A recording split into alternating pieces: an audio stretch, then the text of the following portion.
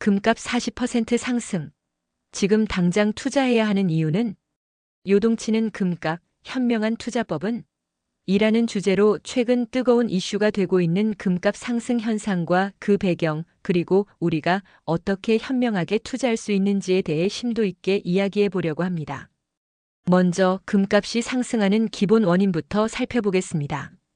금은 오랜 역사 동안 안전자산으로 인정받아 왔는데, 이는 금리가 낮아지고 물가가 상승할 때 그 매력이 더욱 부각되기 때문입니다.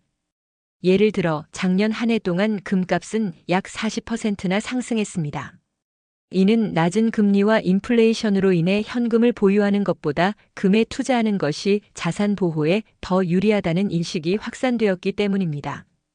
여러분도 아시다시피 물가 상승률이 높아지면 은행 예금의 실질 수익률은 떨어지고 그 결과 많은 사람들이 자산의 가치를 보존하기 위해 금으로 눈을 돌리게 됩니다.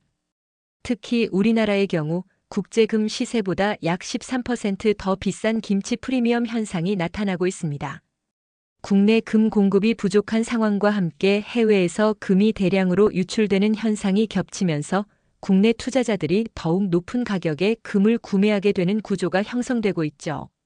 런던에서는 1월에 사상 최고치 수준의 금 유출이 기록되었고, 우리나라로 들어오는 무역 금량 역시 2월에 급감하는 등 글로벌 시장에서도 금의 희소성이 부각되고 있습니다.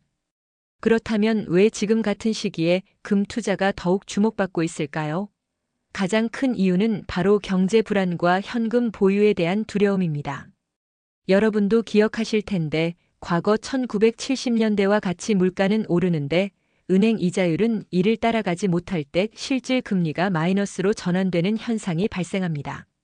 이런 상황에서는 자산을 현금으로 보유하는 것보다 변동성이 상대적으로 낮은 금에 투자하는 것이 더 안전한 선택이 됩니다. 실제로 2008년 금융위기, 2020년 코로나 팬데믹, IMF 위기 시기에도 금은 안전자산으로 주목받았으나 때로는 예상과 달리 하락하기도 했습니다.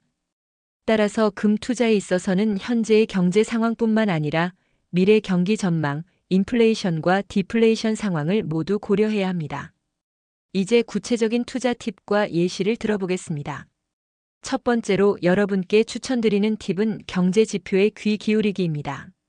금리 인하나 인플레이션 상승과 같은 경제 지표가 변화하는 시점을 주의 깊게 살펴보세요.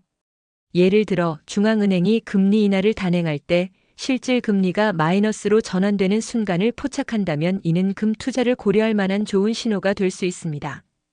두 번째 팁은 장기적인 안목으로 투자하기입니다.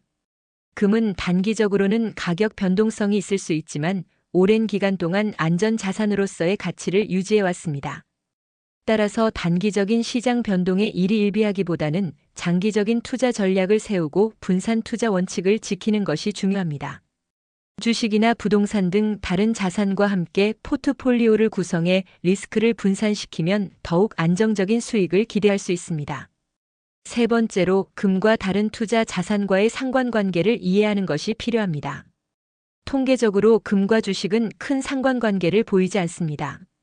주식 시장이 호황일 때는 금값이 크게 움직이지 않거나 다소 보합세를 보일 수 있지만 주식 거품이 꺼진 후 금의 슈퍼사이클이 시작되는 경향이 있습니다.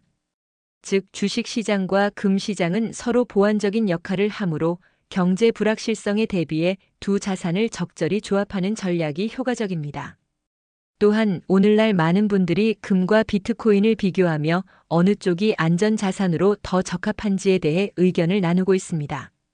물론 비트코인도 블록체인 기술에 기반한 투명성과 글로벌 접근성 등 매력적인 요소가 많지만 금은 5,000년 이상 역사 속에서 그 가치를 입증해온 자산입니다.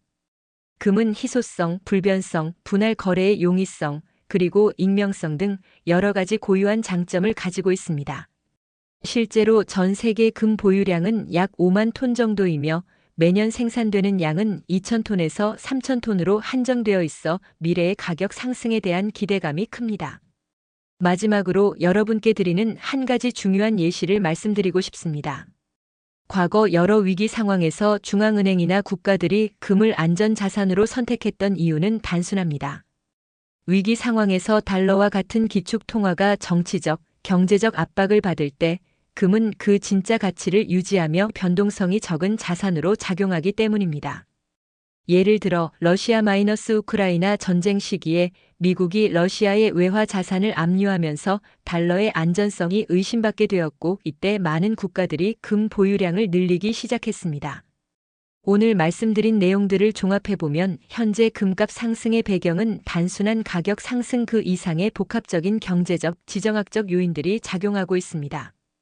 여러분이 앞으로 금 투자에 관심이 있으시다면 단순히 안전자산이라는 인식에 머무르지 말고 현재의 경제 상황, 인플레이션 금리, 그리고 글로벌 금 시장의 흐름을 면밀히 분석하여 전략적으로 접근하시길 바랍니다.